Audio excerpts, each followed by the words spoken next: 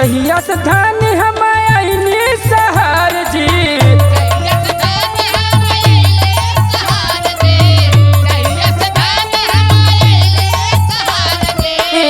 आवे शिकायत तो हर दिन दोपहर जी,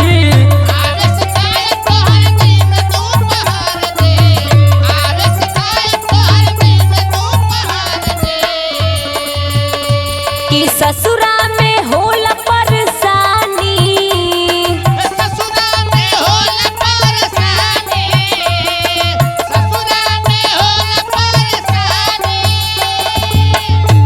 कि ससुरा में होला परेशानी, कि ससुरा में होला परेशानी।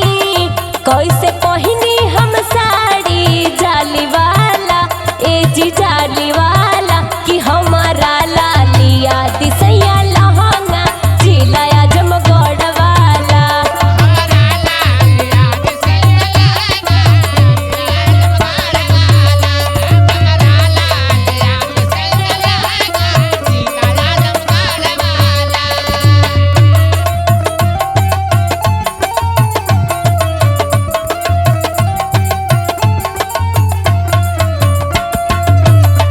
अरे गुरुजी वाह वाह वाह,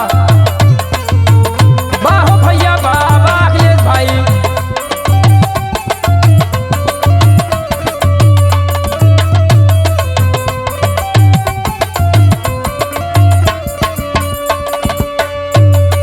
ए जी का बोला? तनी सुनो, सुनावा। नैहर में हम कितना अच्छा से रहत रहनी, ए जाए कि हम एकदम गर्मी में मर जातनी साड़ी पहन का के। करी बतावा? सुनो, सुनावा। नैहर में पहिनी सूट सहलवार, दिक्कत ना भइल कहू बार।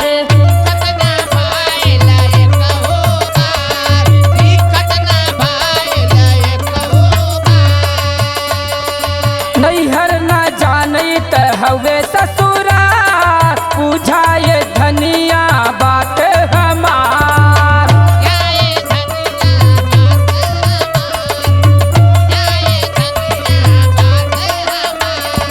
नैहर में पहिनी सूट सहलवार, दिक्कत ना भइल एको बार।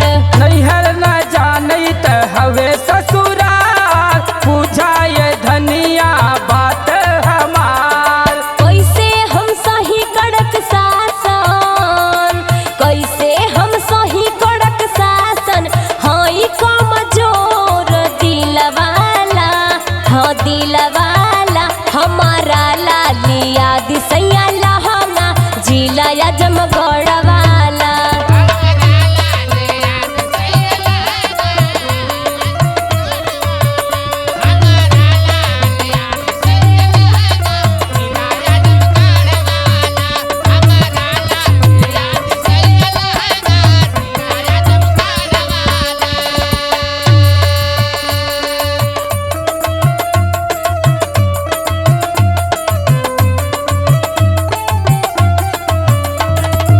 वाह हो मास्टर वाह भैया वाह।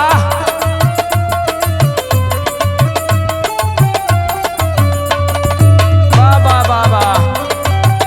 ओहो।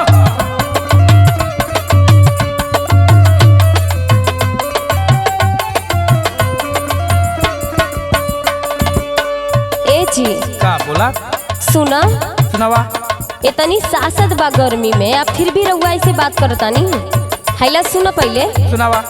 रहे के पड़ता घूंघटा में हर घरी, ढकल से मुहवा लागता बड़ी गरमी।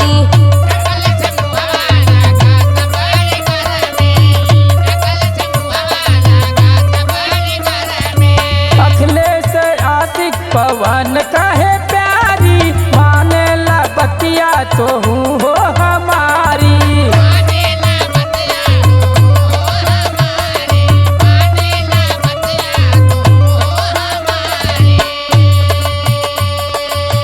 रहे के पड़ता घूंघटा में हर घरी, ढकल से मुहवा लागता बड़ी गरमी। अखिलेश आशिक पवन कहे प्यारी, माने ला बतिया तो हूँ हो हमारी। कैसे के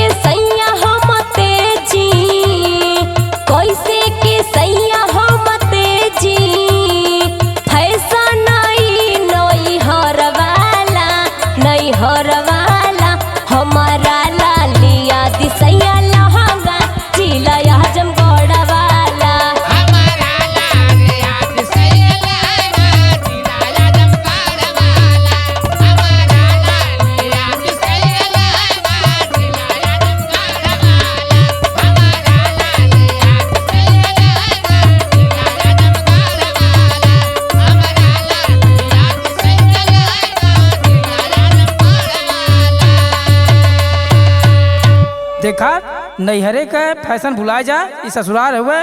अब समझ में आई कि ना? ठीक बाजी।